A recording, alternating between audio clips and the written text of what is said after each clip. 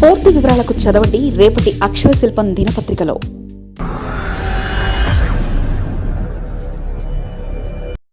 భారతీయులు పుస్తకాల పురుగులు.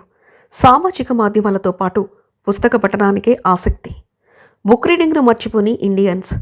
వారంలో 10 గంటలకు పైగా పుస్తకాలతో కాలక్షేపం. సోషల్ మీడియా వినియోగంలో వెనుక వరుసలోనే.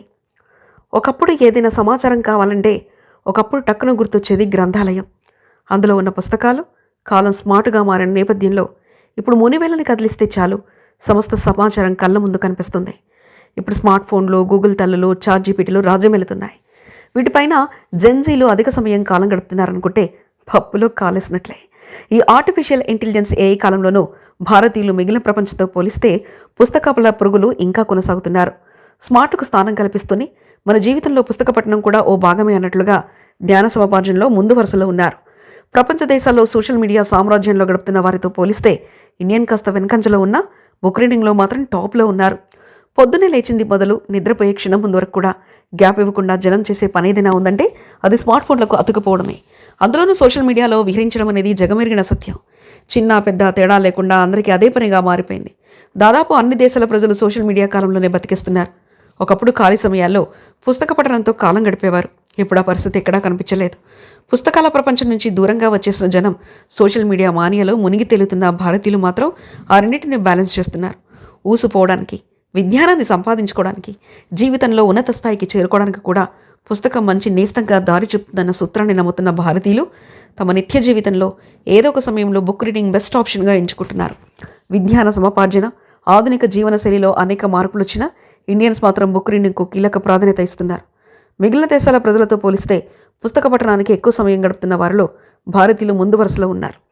ఆన్లైన్లో పుస్తకాలు దొరుకుతున్నా చేతిలో పుస్తకాన్ని పట్టుకొని దాన్ని ఆస్వాదిస్తూ చదివితేనే ఆనందం ఉంటుందనేది భారతీయుల ముఖ్య సూత్రం.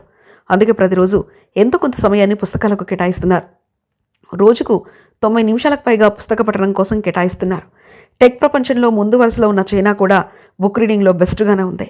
అగ్రరాజ్యం అమెరికా ప్రజలు మాత్రం రోజుకు కనీసం గంట కూడా పుస్తకంతో కాలక్షేపం చేయకపోవడం గమనార్హం. మన వాళ్ళు పుస్తకాల పురుగులే తప్ప సోషల్ మీడియా పులులు కాదని స్పష్టమవుతుంది. బుక్ రీడింగ్లో నెంబర్ 1గా ఉన్న ఇండియన్స్ సామాజిక మాధ్యమాల వినియోగంలో మాత్రం చాలా వెనుకబడి ఉన్నారు. సోషల్ మీడియాలో గడిపే విషయంలో భారతీయులు పరమూల స్థానంలో ఉండగా నైజీరియా అగ్రస్థానంలో ఉంది. మన దేశంలో ఒక వ్యక్తి రోజుకు సగటున 2.44 గంటలు మాత్రమే సోషల్ మీడియాకు సమయం కేటాయిస్తున్నారు. ఇన్స్టాగ్రామ్స్, వాట్సాప్, ఫేస్బుక్, ట్విట్టర్కు ఎక్కువ ప్రాధాన్యత ఇస్తున్నారు. నైజీరియన్లు మాత్రం ఏకంగా రోజుకు 4 గంటల 20 నిమిషాల పాటు సోషల్ మీడియాలో బంధాన్ని పెనవేసుకుంటున్నారు. ఏది ఏమైనా ట్రెండ్ మారినా, టెక్నాలజీ కొత్త దారులు తొక్కినా బుక్ రీడింగ్కు ఫస్ట్ ప్రిఫరెన్స్ ఇస్తున్న భారతీయులు మాత్రం ట్రెండ్ సెట్ చేస్తున్నారు. ఆయా దేశాల ప్రజలు వారంలో సగటున పుస్తక పఠనానికి కేటాయిస్తున్న సమయం.